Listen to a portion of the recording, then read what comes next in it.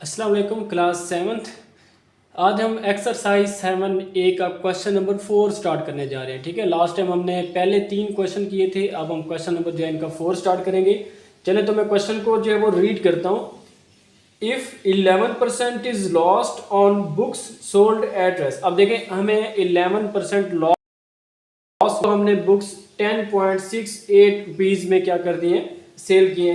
What was the cost price of the books. एक बात हमें पता चल गई कि हमने क्या मालूम करनी है, कॉस्ट प्राइस मालूम करनी है। और इसके बाद at what price should they be sold at to yield. अब फिर हमने ये भी मालूम करना है कि 10% अगर हम उन पे प्रॉफिट लेना चाहें तो हमें कितने में वो सेल करनी होगी। ठीक है, तो चले हम स्टार्ट करते हैं। सबसे पहले हमने जो बात करनी है वो लॉस ऑफ जो है वो 11% है। ठीक है, हम ये चीज मालूम करते हैं कि 11% जो लॉस उन्हें हुआ है तो उनका जो है कितनी कॉस्ट प्राइस जो है वो बनती है। ठीक है, अगर हम फर्ज करें, देखें मैं अगर कर देता हूं व्हेन जो है कॉस्ट प्राइस, फॉर एग्जांपल अगर मैं कर दूं कॉस्ट प्राइस अगर किसी चीज की, कि एक बंदा जो है एक चीज 100 रुपए में लेता है तो सेल प्राइस इसकी कितनी बनेगी, 89 बनेगी ना, क्योंकि 11% तो उसका लॉस है। तो 100 में से 11 अगर हम माइनस करें तो आपके पास क्या बचता है, 89। ठीक है, अब अगर फर्ज करें, अगर हम फर्ज कर लेते हैं कि आपके पास सेल प्राइस अगर 1 हो, ठीक है, फॉर एग्जांपल सेल प्राइस अगर 1 हो तो हम क्या करेंगे, हम इस पे जो है वो कॉस्ट प्राइस, मतलब कि मैं चले यहाँ पे इसको साथ ही कर लेते हैं, तो आपके पास कॉस्ट प्राइस कितनी बनेगी, आपके पास जो है 100 जो कि आपकी कॉस्ट प्राइस है और 89 आपकी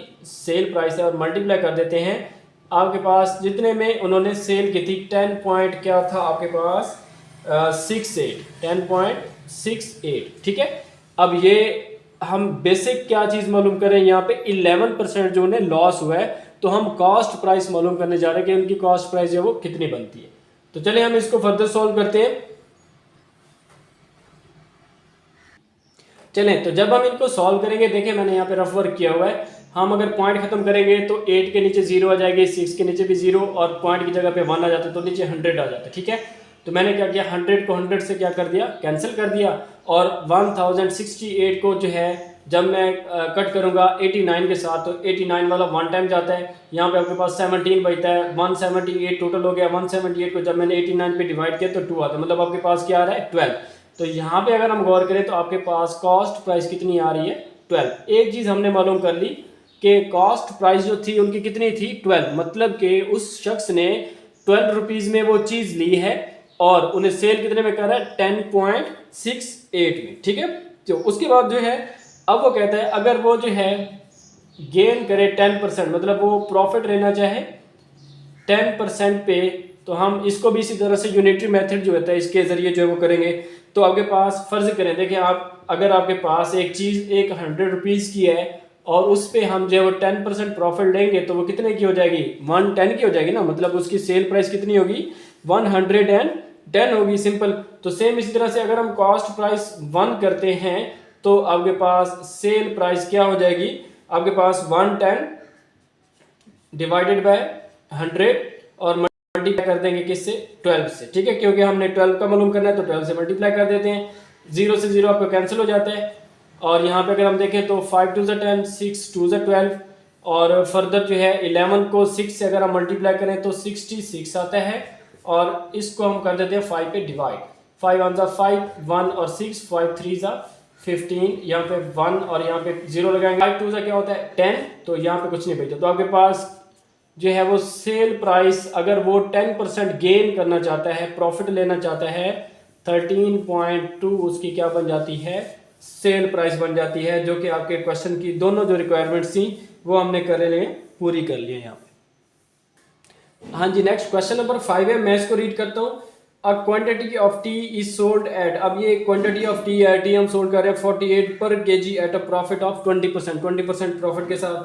टोटल गेन, अब उसका जो गेन होता है, प्रॉफिट होता है वो 90 होता है। What is the quantity of the T sold, के कितनी क्वांटिटी हमने टी की जो है, चाय की जो है वो हमने बेच दिया। ठीक है, तो देखिए उसने जो बात की यहाँ पे, सबसे पहले तो वो प्रॉफिट कितना लेते हैं, 20%। तो हम पहले की तरह प्रॉफिट ऑफ अगर हम 20% लें तो इसकी क्या कंडीशन बनेगी, सेम उसी तरह से आप देखें आपके पास अगर हम कोई एक चीज़ 100 रुपये में लेते हैं, ठीक है, तो हम उसे कितने में सेल करेंगे तो 20% प्रॉफिट आता है 120 में, तो 100 और 120 आपके पास यहाँ पे आ जाते हैं, ठीक है। एक बात तो आपकी ये वाली क्या हो गई है, कंफर्म हो गई। उसके बाद देखिए अगर यहाँ पे आप देखें अगर आपके पास सेल प्राइस क्या होती है 1 होती है, देन आप देखें कि आपके पास कॉस्ट प्राइस जो है उसकी कितनी बनेगी 100 डिवाइडेड बाय 120 और मल्टीप्लाई कर देंगे। देखिए उसने क्या कहा था 48, उसकी जो सोल्ड हमने की थी वो 48 पर केजी के हिसाब से की थी। यहाँ पे आपके पास 0 से 0 कैंसिल हो जाती है, 12 1 सा 1, 12 4 सा आपके पास क्या बन जाता है 48, और यहाँ पे कॉस्ट प्राइस आपकी जो है 10 को 4 से करेंगे तो कितनी आ जाती है 40, ठीक है।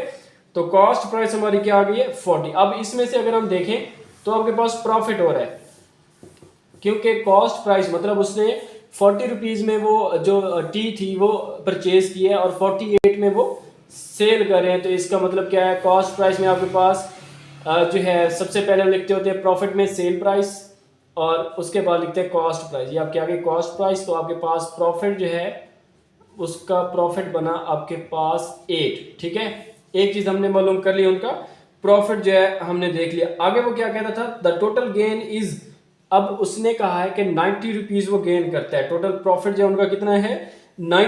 हाँ जी, चले आपके पास जो है प्रॉफिट कितना आ गया 8, ठीक है। अब नेक्स्ट बात क्या उसने कही हुई है कि अगर हम प्रॉफिट लेना चाहते हैं, अगर हम प्रॉफिट लेना चाहते हैं 90 रुपीज़ का, ठीक है, अगर हम 90 रुपीज़ का लेना चाहते हैं तो क्या होगा, देन 1/8 सेम उसी तरह से देखें आपके पास जो है वो कॉस्ट प्राइस और सेल प्राइस मल्टीप्लाई कर देते हैं इसको किससे 90 से, ठीक है। तो हम इनको करते हैं फर्दर जो है वो शॉर्ट करेंगे, तो आपके पास क्या आ जाएगा,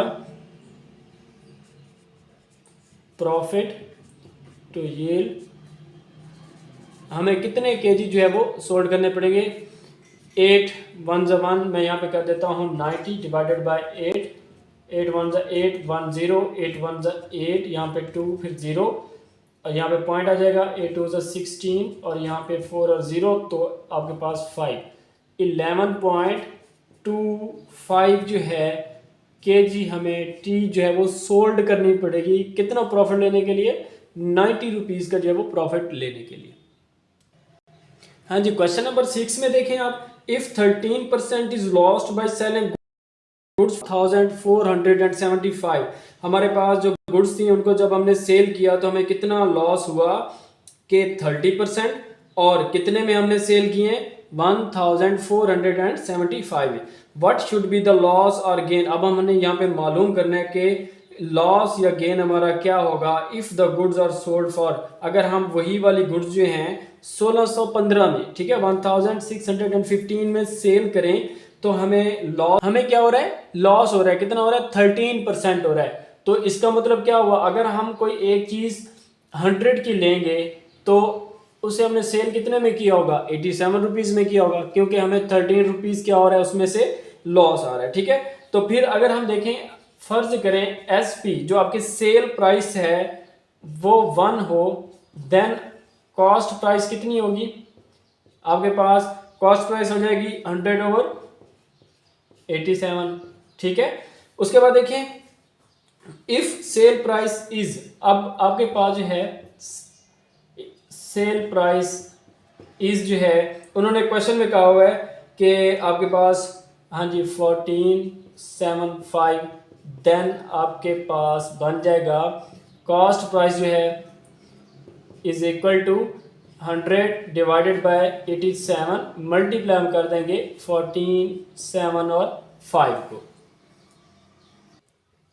चलें, तो उसके बाद जब हम देखते हैं यहाँ पे हम कटिंग करते हैं, इसकी जब कटिंग करेंगे तो आपके पास 16 पॉइंट जो है 95 और क्या आ रहा है 4 आ रहा है। जब हम इसे 100 से मल्टीप्लाई करेंगे तो आपके पास 1695 पॉइंट क्या आ जाएगा 4 आ जाएगा। ऐसे वो 1695.4 है। वो कहते हैं इफ़ गुड्स आर सोल्ड, अगर हम फर्ज करें, वो कहता है कि आपके पास जो गुड्स हैं आर सोल्ड अगर वो गुड्स जो है, ये क्वेश्चन में आपके पास है कि 1615, अब आपने क्या करना है, अगर फ़र्ज़ करें कि आप गुड्स जो है 1615 में सोल्ड करते हैं, तो आपके पास लॉस कितना हो रहा है, loss is equal to 1695.4 minus कर देते हैं 1615, ठीक है। तो जो है हमारे पास जो लॉस आ रहा है वो कितना आ रहा है, जब इनको माइनस करेंगे तो आपके पास 80.40 कर लेते हैं, ठीक है। ये आपके पास क्या लॉस आ जाता है। देखिए क्वेश्चन जो था बेसिक कि आपके पास हमें जो है ना स्टार्ट में 13% लॉस होता है, 13% हमने लॉस निकाला तो आपके पास कॉस्ट प्राइस जो है वो बनती है 1695.4।